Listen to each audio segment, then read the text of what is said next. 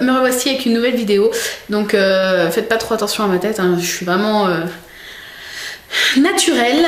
Donc petite vidéo pour parler de l'exposition de Tim Burton. Donc si vous n'êtes pas passionné de Tim Burton, voilà, je ne vous force pas du tout à regarder la vidéo, vous pouvez passer. Donc pour celles qui me suivent sur Facebook, je suis allée samedi, enfin elles sont déjà au courant, je suis allée samedi 14, donc le samedi dernier, à l'exposition de Tim Burton à la Cinémathèque de Paris.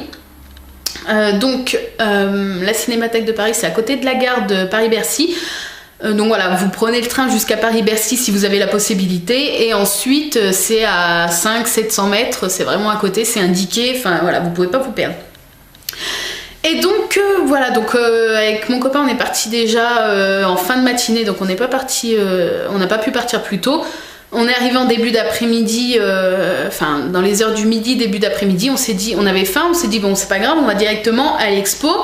Dans les heures du midi, il y aura sûrement moins de monde que cet après-midi.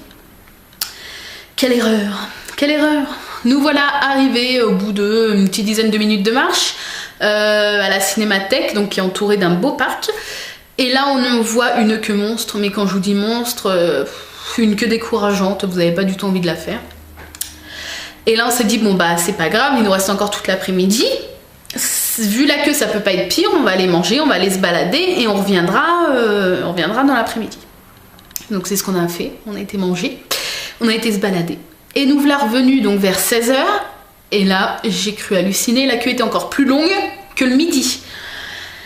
Mon copain qui est pas très fan de Tim Burton ne voulait pas faire la queue du tout. Et moi je lui ai dit bah on est venu à la base pour ça. J'avais super mal aux pieds, enfin j'en pouvais plus, j'avais froid, le matin il faisait beau donc j'avais mis qu'un petit gilet et en fait là il commence à pleuvoir. Je lui dis ah non, moi j'ai pas fait tout ça pour rien, on fait la queue. Donc vu que mon chéri il craque, on a fait la queue et donc voilà, ça commençait à être long et là il y a une femme qui sort de la cinémathèque, une femme qui travaille à la cinémathèque et qui nous dit parce qu'elle vient au bout de la file où nous on était et elle dit bon bah voilà, juste pour vous prévenir, je viens faire ma petite bête noire, où vous êtes dans la file là, il y a 3 heures d'attente. Ça décourage, surtout que voilà, il y avait beaucoup de vent, j'étais gelée, j'avais le nez qui coulait, enfin c'était la totale. Et bon, j'habite qu'à 1 heure de Paris en train, donc mon copain me fait bon on reviendra la semaine prochaine, c'est pas grave.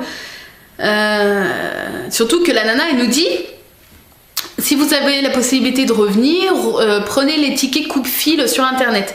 Et là mon copain il me regarde avec des yeux noirs et il me fait il y avait des tickets coupe-fil. Et je lui dis bah je sais pas.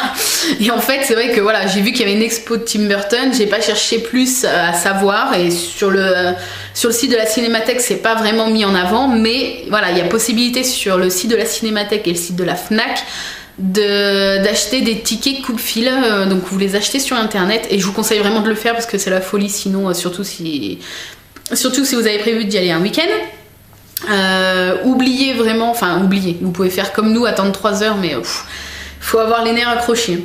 Mais sinon voilà, vous réservez sur internet, vous prenez les tickets coupe-fil, vous imprimez votre coupon, vous arrivez donc à la Cinémathèque, il y a 2 queues, une énorme où nous on était, et une toute petite où il n'y a jamais personne ou très peu de monde, et vous passez avec votre ticket, vous passez devant tout le monde. Voilà, c'est super. Non mais bon c'est normal, nous on avait un peu les boules, mais bon les gens avaient pris leurs précautions, donc c'est normal qu'ils passent avant nous. Mais bon. Donc voilà, donc on a fait la queue 2h45 avant de rentrer, donc la petite dame n'avait pas tort.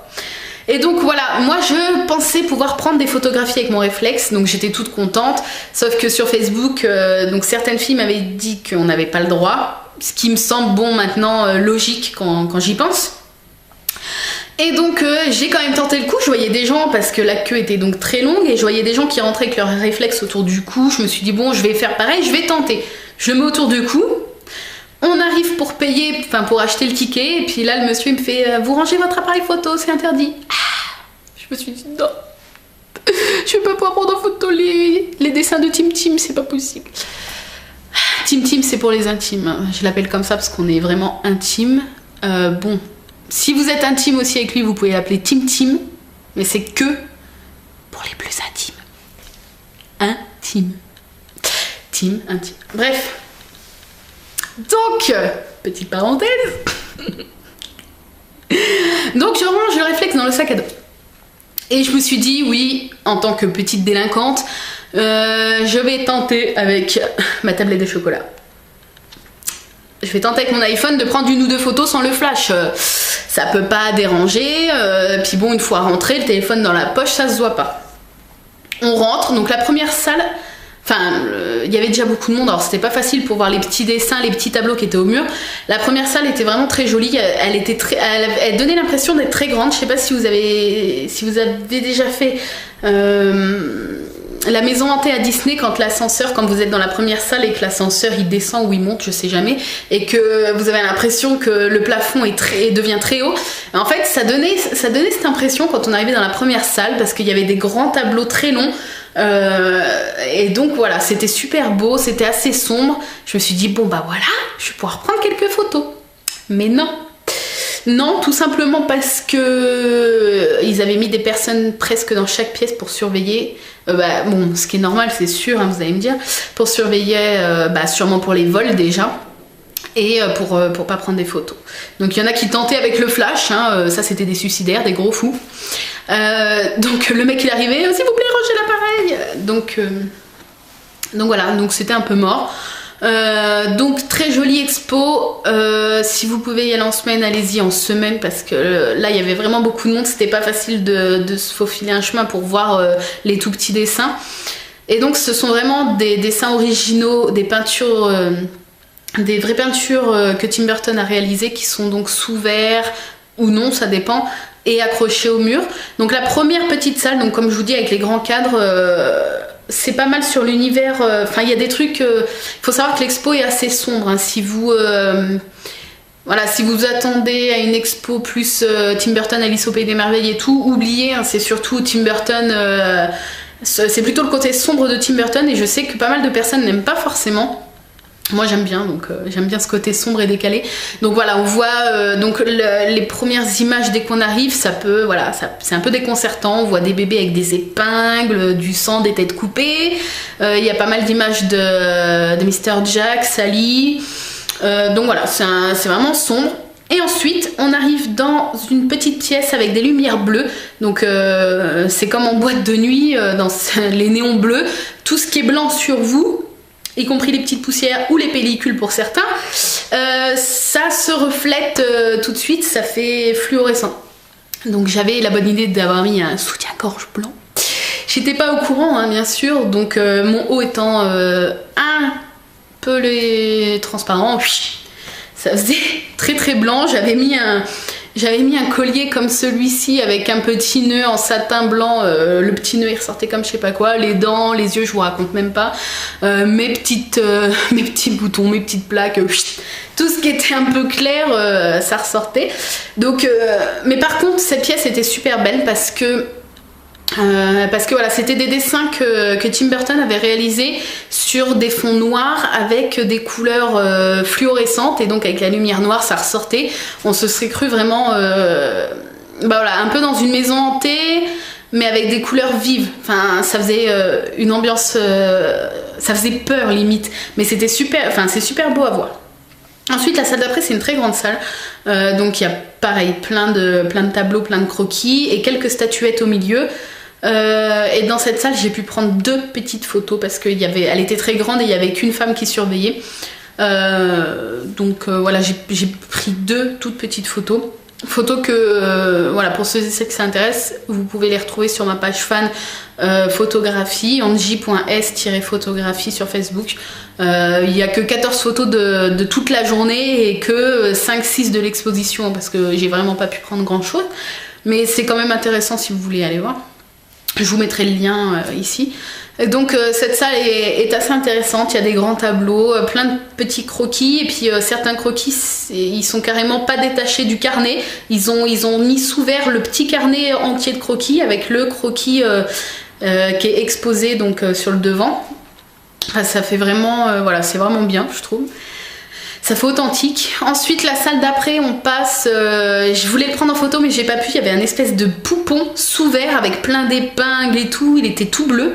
Et puis il y avait de la lumière qui l'éclairait bien, il faisait peur mais il était trop beau à voir.